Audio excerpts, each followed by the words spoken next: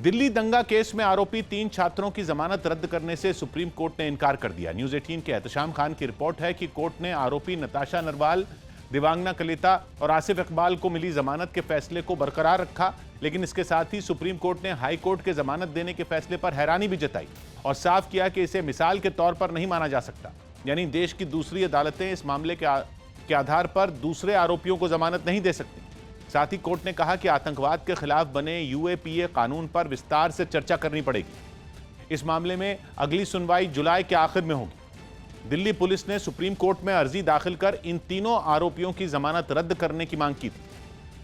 लगातार बारिश से महाराष्ट्र के कई इलाकों में बाढ़ जैसे हालात बन गए। मुंबई समेत राज्य के कई शहरों में आसमान से आफत बरस रही है, जिसकी वजह से नदियां उफान पर हैं और नाले भर गए हैं। राज्य की जिन जगहों पर बाढ़ का खतरा मंडरा रहा है, उनमें मुंबई के पास का विरार इलाका भी शामिल है। जहां तेज बारिश की वजह से बाढ़ जैसी स्थिति नजर आई, वहां बारिश की वजह से नाले भर गए। एक बड़े नाले का पानी तो तेजी से गलियों में घुस गया, जिसे देखकर ऐसा लगा कि वो गलियां समुद्र में बदल गई हों, क्योंकि पानी की लहरें समुद्र की लहरों की तरह डरा रही थी। ये तस्वीर उस वक्त और ज्यादा डरावनी हो गई जब 3 भैंसें उसमें बह गईं। वो बेजुबान भैंसें अपना डर बता नहीं पा रही थी, लेकिन उनकी हालत देखकर किसी को भी दया आ जाती। उन्होंने पानी में खड़े रहने की पूरी कोशिश की, लेकिन नाकाम रही और तिनके की तरह बहने लगी। इस बारे में प्रशासन को पता चला तो उसने तुरंत एक्शन लिया और 3 में 2 भैंसों को बचा लिया। विरार में रात में हुई जोरदार बारिश की वजह से सुबह तक हालात बिगड़ गए और वहां बाढ़ का खतरा मंडराने लगा। कुछ यही हाल बुल्ढाना में रहा। वहां बारिश की वजह से नदियों का जलस्तर बढ़ गया है और नाले भी भर गए हैं। यही नहीं, नालों में भरा पानी सड़कों पर आ गया, जिसकी वजह से सड़कें ही नदियों जैसी लगने लगी। ऐसे में लोगों की मुश्किल बढ़ गई। एक महिला ने तो जान जोखिम में डालकर रास्ता पार करने की कोशिश की, लेकिन अचानक उसका पैर फिसल गया और वो गिर पड़ी। अरे पकड़ो! अरे गई वो गई! अरे पकड़ो! ये देखकर आसपास मौजूद लोगों ने तुरंत उसे संभाला और महिला की जान बाल बाल बची। कोल्हापुर में भी रात भर बारिश हुई। नतीजा ये हुआ कि वहां की पंचगंगा नदी में पानी भर गया। जलस्तर बढ़ा तो नदी किनारे का एक बड़ा हिस्सा डूब गया। वहां का मशहूर दत्त मंदिर भी नहीं बचा और नदी का पानी उसके अंदर घुस गया, जिसके बाद मंदिर का ऊपरी हिस्सा ही नजर आया। मौसम विभाग की चेतावनी थी कि कुछ दिनों तक महाराष्ट्र का हाल ऐसा ही रहेगा।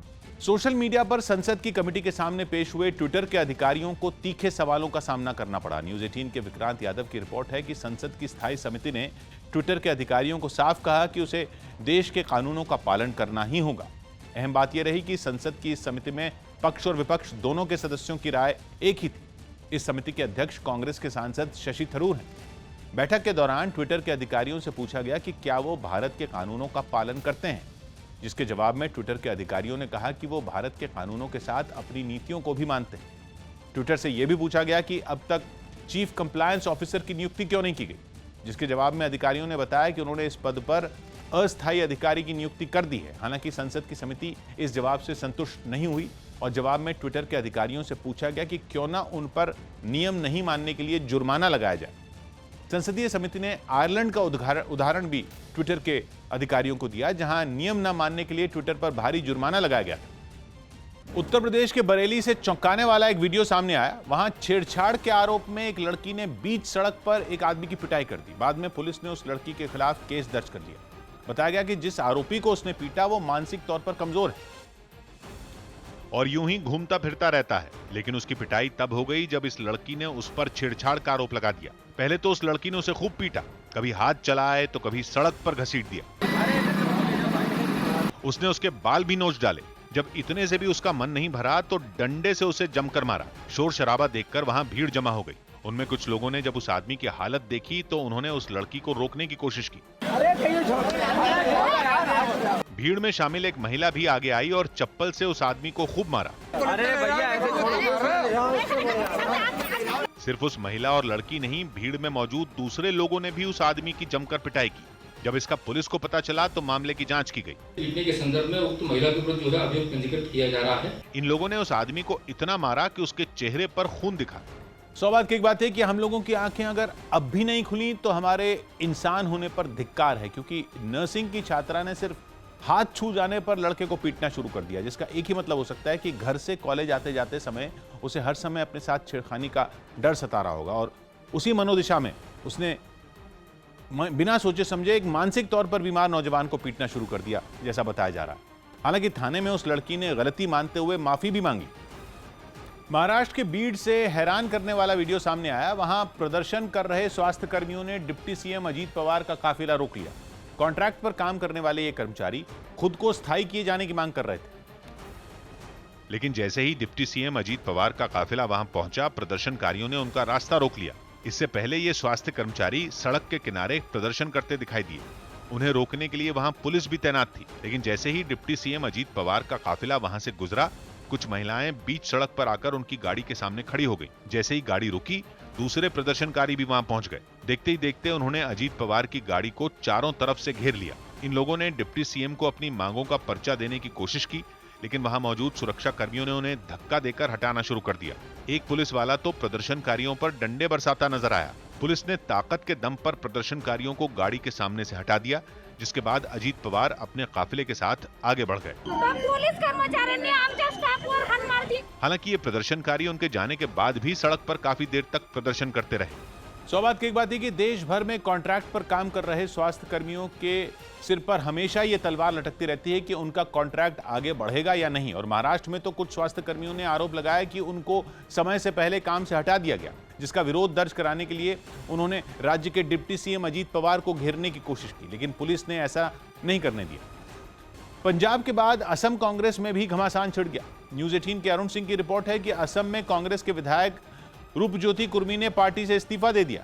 खबर है कि वो बीजेपी में शामिल होंगे। रूपज्योति असम से 4 बार विधायक रह चुके हैं और उनका कांग्रेस छोड़ना पार्टी के लिए बड़ा झटका माना जा रहा है।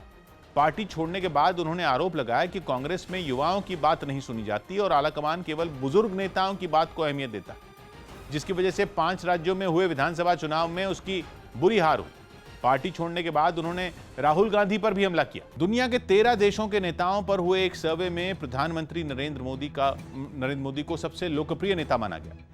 न्यूज 18 के अमिताभ सिन्हा की रिपोर्ट है कि यह सर्वे अमेरिका की मॉर्निंग कंसल्ट पॉलिटिकल इंटेलिजेंस नाम की एजेंसी ने करवाया, जिसमें भारत, ब्रिटेन और अमेरिका समेत 13 देशों के नेताओं की लोकप्रियता से जुड़ी जानकारी जुटाई गई। इस सर्वे में प्रधानमंत्री नरेंद्र मोदी 66% वोटों के साथ पहले पायदान पर रहे, जबकि 65% वोटों के साथ इटली के प्रधानमंत्री मारियो द्रागी दूसरे नंबर पर रहे। इस सर्वे में अमेरिका के राष्ट्रपति जो बाइडेन 53% वोटों के साथ लोकप्रियता के 6ठे पायदान पर रहे। दिल्ली के बाजारों में अनलॉक के बाद उमड़ी भीड़ पर हाई कोर्ट ने चिंता जताई और केंद्र के साथ दिल्ली सरकार को भी सावधान किया, क्योंकि बाजारों में उमड़ी भीड़ ने कोरोना की दूसरी लहर से हुए नुकसान के बाद भी सरकार के तमाम निर्देशों को नजरअंदाज किया।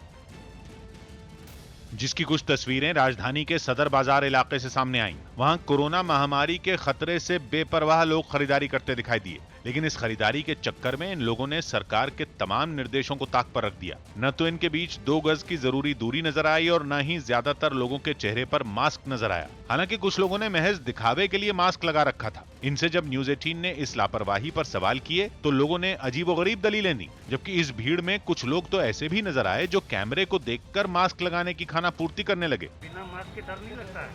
डर क्यों नहीं, पुलिस वाले भी मास्क के बाद में बीड़ी पीते हैं, सिगरेट पीते हैं। क्यों नहीं लगाया मास्क? ये हालात दिल्ली के उस बाजार के हैं जहां थोक का काम बड़े पैमाने पर होता है और देश भर से लोग वहां खरीदारी के लिए पहुंचते हैं। दिल्ली में अनलॉक की प्रक्रिया भले ही शुरू हो गई हो, लेकिन लोग जिस तरह से लापरवाह दिख रहे हैं सड़कों पर, वो निश्चित तौर पर दिल्ली के लिए भारी पड़ सकती है। दिल्ली सरकार ने इन बाजारों को खोलने से पहले लोगों के साथ दुकानदारों को भी ये हिदायत दी थी कि उनको हर हाल में कोरोना नियमों का पालन करना होगा। बिहार के बक्सर से एक चौंकाने वाला वीडियो सामने आया। वहां 3 हथियारबंद बदमाशों ने एक दफ्तर में घुसकर दिन दहाड़े लाखों रुपए लूट लिए। जिस दफ्तर में उन्होंने लूटपाट की वो बिजली के तार बनाने वाले एक कारोबारी का था, जिसका एक वीडियो भी सामने आया। वीडियो में मुंह पर कपड़ा बांधे एक बदमाश कारोबारी के पीछे चलता दिखाई दिया। जैसे ही कारोबारी अपने दफ्तर में घुसा, बदमाश ने भी पिस्तौल निकाल ली और उसके पीछे अंदर चला गया। इसी बीच उसके 2 और साथी भी वहां पहुंच गए। कारोबारी को धमकाने के बाद वो उसके केबिन में घुस गए और वहां रखे सामान की तलाशी लेने लगे। ये हथियारबंद बदमाश काफी देर तक लूटपाट करते रहे। बाद में करीब 6 लाख रुपए लूटने के बाद वो वहां से फरार हो गए। सौभाग्य की एक बात है कि लूटपाट की ऐसी घटनाएं तभी होती हैं जब लुटेरे लगातार अपने शिकार पर नजर रखे हुए हों या फिर उनका कोई भेदिया हो। और इसीलिए बक्सर में पुलिस की नजर उन लोगों पर है जिन्हें मालूम था कि कारोबारी अपने ग्राहकों से बकाया वसूल करके लौट रहा है। न्यूज 18 को दिए एक्सक्लूसिव इंटरव्यू में लोकसभा स्पीकर ओम बिरला ने नए संसद भवन की जरूरत पर बात की। उन्होंने नए संसद भवन की खासियत तो बताई ही, साथ ही इससे होने वाली बचत का भी जिक्र किया। संसद में भी बदलाव हो रहा है, बिल्डिंग की भी बात करें तो वो कब तक होगा, क्या होगा, कैसे होगा? संसद के नए भवन निर्माण के लिए राज्यसभा और लोकसभा दोनों सदनों ने 5 अगस्त को सरकार से आग्रह किया था। और फिर नई बिल्डिंग इसलिए बनाने की आवश्यकता है कि हम नई ग्रीन बिल्डिंग बनाएं जिसमें बिजली की बचत हो, पानी की बचत हो, डिजिटलीकरण हो, ताकि हम काफ़ी पैसा बचा सकें। लोकसभा स्पीकर ने एलजेपी के सियासी संकट से जुड़े सवाल का भी जवाब दिया और पशुपति पारस को संसदीय दल का नेता बनाने की वजह भी बताई। चिराग पासवान साहब कह रहे हैं कि साहब आपने पशुपति पारस जी को कैसे रिकग्नाइज कर दिया?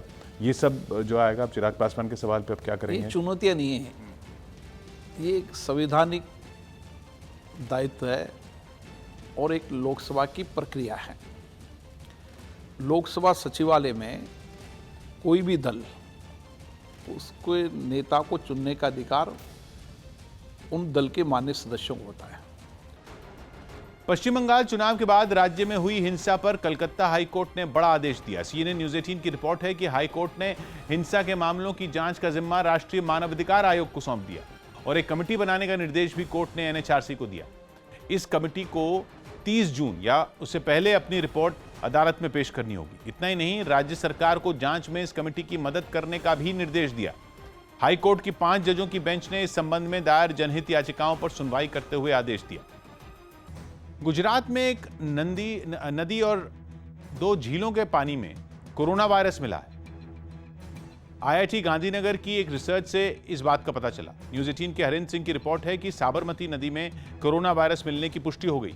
इसके अलावा अहमदाबाद की दूसरी सबसे बड़ी कांकरिया झील और चंदोला झील में भी कोरोना वायरस मिलने की बात सामने आई। बताया जा रहा है कि बीते 4 महीनों में इन झीलों और नदी से 16 सैंपल लिए गए थे, जिनमें 5 सैंपल की रिपोर्ट पॉजिटिव मिली। हालांकि अभी यह पता नहीं चल पाया है कि पानी में कोरोना जिंदा है या नहीं, लेकिन इस वायरस के नदियों और झीलों तक पहुंचने के बाद खतरा और बढ़ गया।